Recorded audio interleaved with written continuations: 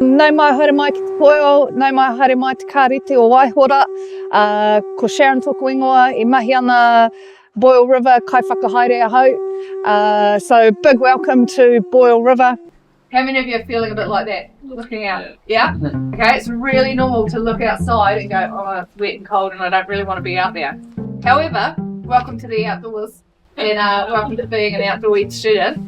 Just because it's wet and cold, if we talk about Dr. Zeus, he'd say, although it is wet and the sun is not sunny, we can have lots of good fun that is funny. My name's Sharon Nicholas, I'm the Centre Manager here at Boyle River Outdoor Education Centre.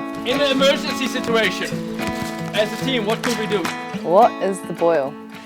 The Boyle is an outdoor education centre that was established and set up by the Rotary in the 70s to give the kids experiences in the outdoors. How are you feeling? Good.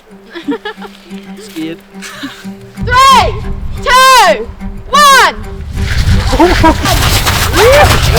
I think when we look at why outdoor education is so important, a lot of children these days live in cities and they don't have the same opportunities that were available easily a number of years ago. And so it becomes more important for them to get outside to experience it. Firstly, on a safety perspective. You could go like on a diagonal. You got diagonal up or diagonal down? So that when they do go outside by themselves, they can be a bit safer. The other reason that it becomes important to help kids engage with the outdoors is that they spend so much time surrounded by technology these days that they're not sure about the outdoors, and it becomes almost a scary place to be, whereas it used to be a natural place to be. If I look at what changes I may have seen over time, I see more anxiety and I see more hesitancy about engaging in the outdoors and being uncomfortable. So all of the time that they get out here running around, surrounded by fresh air, they're engaging and they're working on their well-being without even realising it. I rate it, I really do. Like 10 out of 10 I reckon. I was nervous on the jumping through the waterfall because like the water was real cold and like it gave me a bit of a shock when I jumped in. Things that we do see is increased resilience for one. You know, it requires courage because it's about trying to figure out the best version of yourself, because the environment is just the environment, it just does its thing. How you interact with it is where you get the learning, and the environment will teach you all the things that it can if you're open to it.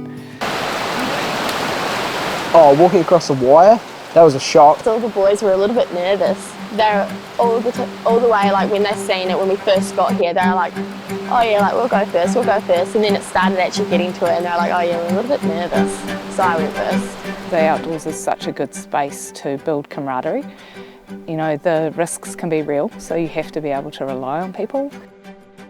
I think if we didn't have our teams, we would be lost or someone would have gotten hurt. But you have to trust each other and not argue, which is a little bit difficult. Leg up, no. Move. Brooklyn. Yeah. Does it maybe just have to go under there? The Boyle is definitely run on the smell of an oily rag. Yep, and some number 8 fencing wire. We're a charitable trust and therefore we don't make a whole lot of money and we rely on applying for funding and grants. We have some amazing people who've invested an amazing amount of time and energy into our location, but we still have ageing infrastructure and we still have increased living costs and we still need to pay our staff, you know, a reasonable amount. But when something breaks, it becomes a dire situation for us. Yeah, we'll definitely take all the help we can get. Bottom hand pushes down, okay?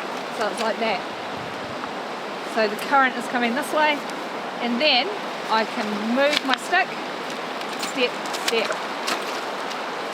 Move my stick, step, step. Oh, what's the favourite part of my job?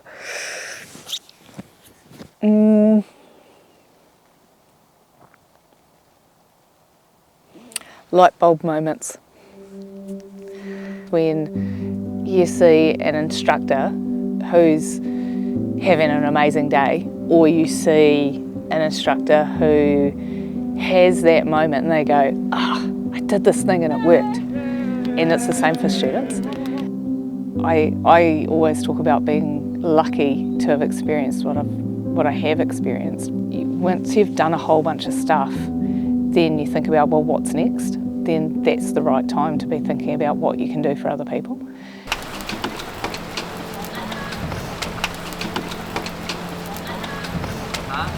It's a really beautiful thing seeing them have a sense of wonder when they engage with te taiao, with the outdoors.